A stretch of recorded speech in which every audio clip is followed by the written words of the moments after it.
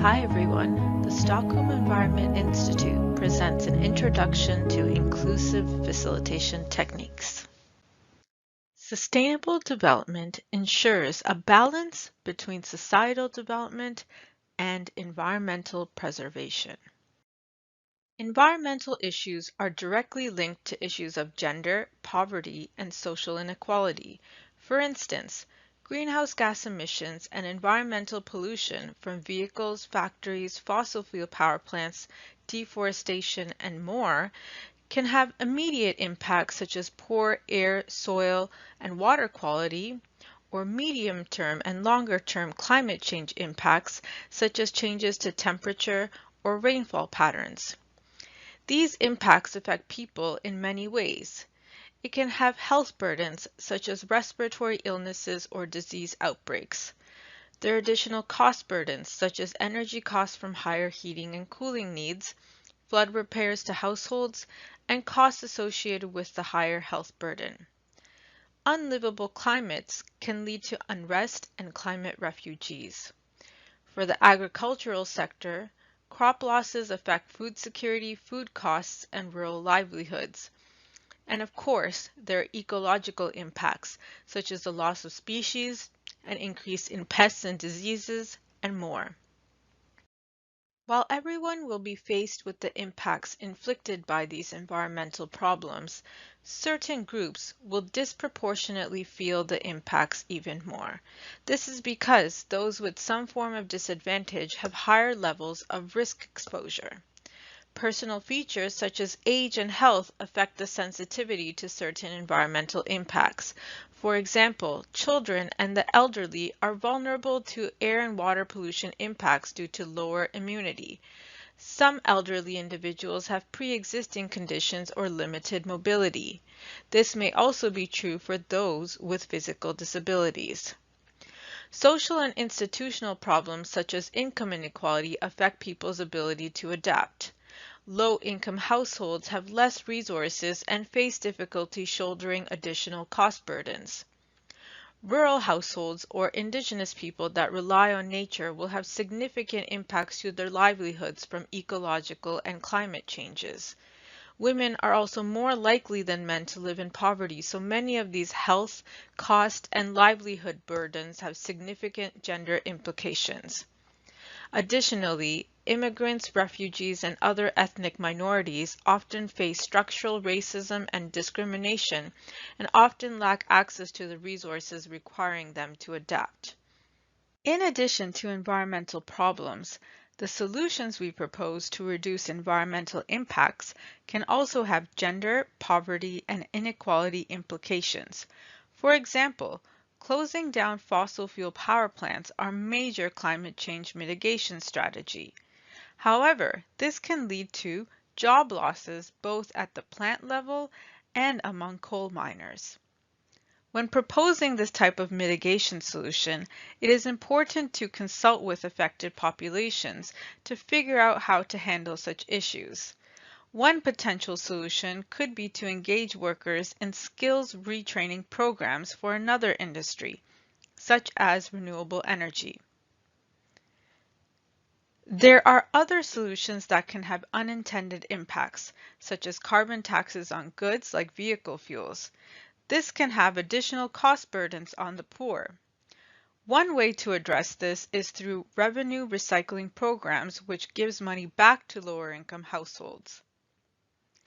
Another common solution is to expand clean transit options and implement neighborhood revitalization initiatives. But this could lead to gentrification and the loss of affordable housing. Through better urban planning and housing support, the relocation of lower-income individuals could be minimized or eliminated. It is clear that when designing sustainable development policies, that not all solutions are socially neutral. There could be impacts to minorities and other groups that are often underrepresented in decision-making processes, and we need to ensure their concerns are not omitted or ignored. Incorporating a gender equality, social equity, or poverty perspective, or GSEP perspective in projects allows decision makers to better understand the impacts of potential solutions and ensures that more effective and balanced solutions are designed. Through inclusive facilitation, we can ensure that a diverse range of voices are represented in decision-making processes. Working together can prevent further harm to vulnerable people, such as from health burdens or high energy costs, and also create opportunities for development, such as through the creation of new industries and jobs. These are the steps for inclusive facilitation in stakeholder consultations or project workshops. The first step is to develop a plan. It may be the case in your project that GSEP hasn't been identified as a priority or will be considered later in the project. Be an advocate for GSEP activities and ensure that they start early on. As demonstrated, it is important that voices are represented properly to ensure issues are addressed and appropriate solutions are made. As part of your GSEP plan, you will need to have an idea of the study area background and context in order to establish GSEP goals and objectives. The goals and objectives should try to answer what you're trying to achieve through the inclusion of GSEP in your project. During this stage, you will need to identify potentially vulnerable populations. The populations that could be most affected or benefit the most by a plan, program, or project should be included in the early stages of the decision-making process. As part of your GSEP plan, you will need to plan for the actual points of input for vulnerable populations and start thinking about how you will include them in the study and when. For example, you may have an environmental planning project that looks like this, with a background stage, analysis stage, and a solutions development stage. It is important to establish a GSEP plan early on to ensure that GSEP issues are considered throughout. With a GSEP plan and objectives in mind, now your background assessment may also include an assessment of GSEP issues. Following this, you'll want to ensure that there are at least a few points of where stakeholders can provide input. Now, to make stakeholder consultation more inclusive, it is important to understand your stakeholders, which is the next step of the process. It is important to recognize that different groups or regions have their own customs and traditions, which is important to understand and respect in order to gain trust. Review cultural norms through discussion with local project partners to find opportunities for inclusiveness that are socially acceptable. Things to consider include local language and dialects, cultural sensitivities, roles of women and men, ethnic composition of communities, community leadership structures, literacy levels and level of technical knowledge, and methods of disseminating information. When reaching out to potential participants, try to make efforts to have a balanced representation within the boundaries of cultural norms. A typical stakeholder session might look something like this. Attempt to achieve a balanced representation by gender, ethnic minorities, disabilities, low-income groups, ages, sectors, and more. It may be challenging to do this if you yourself are not an organizer and are not responsible for selecting the participants, but at a minimum, try to advocate for balanced representation however you can. Prior to actually reaching out to stakeholders and potential participants, understand that historical cultural experiences might affect behaviors. For example, a minority group may not trust outsiders or dominant groups that have treated them badly in the past. Try to be as transparent and honest as you can as to the project objectives and why you seek their input in order to gain trust. Then, when you make initial contact with the stakeholders, discuss the project and together decide upon the best methods for their inclusion. In the next step, for inclusive facilitation is to actually organize the facilitation. For in-person meetings, pick a location that is accessible by everyone.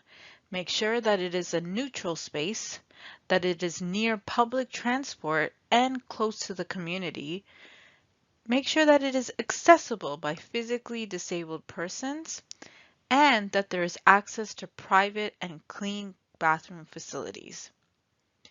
For online meetings, it is important to consider whether individuals have access to the internet or that an alternate connection is made available, such as a phone-in number. The timing of meetings is also important when organizing a workshop. Recognize that responsibilities at home may preclude some individuals, such as parents, from attending events such as dinners. Hold all events during work hours if possible. If you're organizing an online meeting, try to keep it short to within less than 2 hours. If it must be longer, be sure to include multiple breaks. Also recognize that scheduling conflicts may mean that some people are not able to attend. Ensure that there are multiple avenues for creating awareness about the project and for soliciting feedback. This can include sending letters, emailing feedback forms, or coordinating one-on-one phone calls, and more. There are a number of different ways to generate awareness about your project and to collect input. Some of these methods are time and resource intensive, and some are not. This figure shows a few alternate methods of engagement, from radio shows to podcast series, as well as digital and mailed surveys and more. When organizing a workshop, it is also good to have balanced representation among the facilitators. Encourage both male and female facilitators and facilitators from different backgrounds to lead workshops. Seeing this type of balanced representation can improve the comfort level among participants. When participants and facilitators are confirmed and everything is scheduled, be sure to send reminders and to send important information in advance, such as the workshop agenda and questions for discussion. Also ensure that information is readily accessible through appropriate dissemination channels, such as a website. After the workshop is organized, you'll need to think about how you'll run the facilitation and the techniques to ensure that it is inclusive. Inclusive facilitation ensures that a diverse range of perspectives are represented and heard. Simply having balanced representation is not enough. This is called nominal participation and is quite typical. We need to have more active participation where the powerless or marginalized social groups have a voice in decision-making that leads to equality and empowerment. We want to hear from everyone, but in a workshop setting, more often than not, dominant voices can take up a lot of space. It is important to encourage active participation. This can create opportunities for all voices to be heard equally. To do this, share your credibility. Use your position to amplify the voices of disadvantaged people to not only empower them, but to allow dominant groups to listen. As a facilitator, you should also control the conversation tenor. Discourage interruptions or shouting out of answers. Encourage hand raising, round robins, polls, and moments of silence for further thoughts before moving on to new topics. You may want to establish a set of rules at the beginning of a workshop to encourage dominant voices to step back and for underrepresented voices to step forward. An example set of rules for an online meeting is shown here. This would be shown at the beginning of the meeting. The first bullet is to encourage active listening, which encourages participants to listen to others before sharing their opinion. This rule can also be applied during in-person meetings. Other common ground rules include using video when speaking, staying on mute when not speaking, and using the meeting chat to avoid interruptions and other rules. A key aspect of a facilitation is to have open communication channels and enable everyone to speak up. You can use a combination of facilitation techniques to share information, such as presentations or a handout. And there are other methods to obtain feedback, such as discussion groups, setting up one-on-ones, or anonymous feedback forms. One common technique to obtain input from all workshop participants is through a round robin. Here, the facilitator would ask each person to answer a question or provide a comment. Round robins work well for small groups, up to 20 people or less. It can take some time, but can be valuable input for starting a discussion. Breakout groups are a common facilitation technique for both large and small workshops. Here, you would split up participants into separate groups of around 4 to 6 people and ensure representation within the groups. Note that it is possible to organize breakout groups on some online meeting platforms like Zoom. Surveys and polls are a great way to obtain individual and anonymous feedback. There are a few different ways that this could be done. You can have an in-person poll if there's an in-person meeting, either on paper or by having people raise their hands to answer certain questions.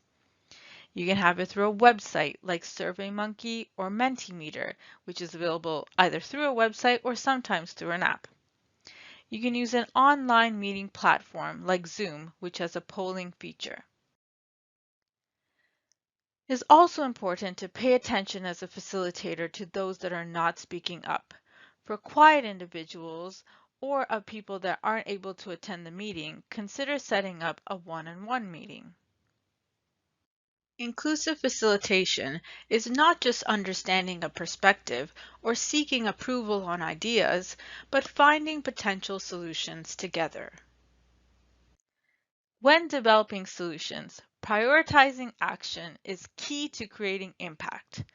For example, when considering gender impacts in solutions, there are 5 categories of action or inaction towards gender as described by the WHO. Gender unequal actively enforces unbalanced norms and privileges and enables continuing male dominance. If you are gender blind, you ignore gender norms and inadvertently reinforce gender-based stereotypes. If you're gender sensitive, you will consider gender differences, but often this does not advocate change and no remedial action is taken. When developing solutions, you want to be more gender specific and consider gender impacts, such as on access to and control over resources. You also want to be gender transformative. This is the ultimate goal. This considers gendered impacts in many sectors and includes ways to transform harmful gender norms and strategies to foster progressive changes in power relationships. Finally, after the facilitation is complete, it is important to monitor, evaluate, and adjust the plan based on the things that you've learned. To measure success quantitatively, it is important to collect data on the quality and quantity of a stakeholder workshop for assessing GSEP efforts. Not only do we want to measure the number of participants from different groups, but also the quality of participation based on facilitator and participant feedback. For this, you'll need to think of indicators for what quality participation could mean. Lastly, you'll need to update your facilitation plan for future efforts. Figure out what worked and what didn't work and how you can adapt your plan accordingly. In summary, inclusiveness is a mindset. It is not a one-time effort, and there is a need to establish a culture that is dedicated to continually address GSEP concerns. Including more voices in a discussion helps ensure solutions and policies that are more just, equitable, and sustainable, and also reflect the diversity of the people they govern. Inclusion also empowers individuals to actively engage in generating knowledge and decision making. This short video captures some of the key ways that GSEP can be included in workshop activities. For further information, refer to the following resources. There are also several resources that are specific to online facilitation techniques, as shown here. Thank you very much for listening, and I hope you enjoyed the video.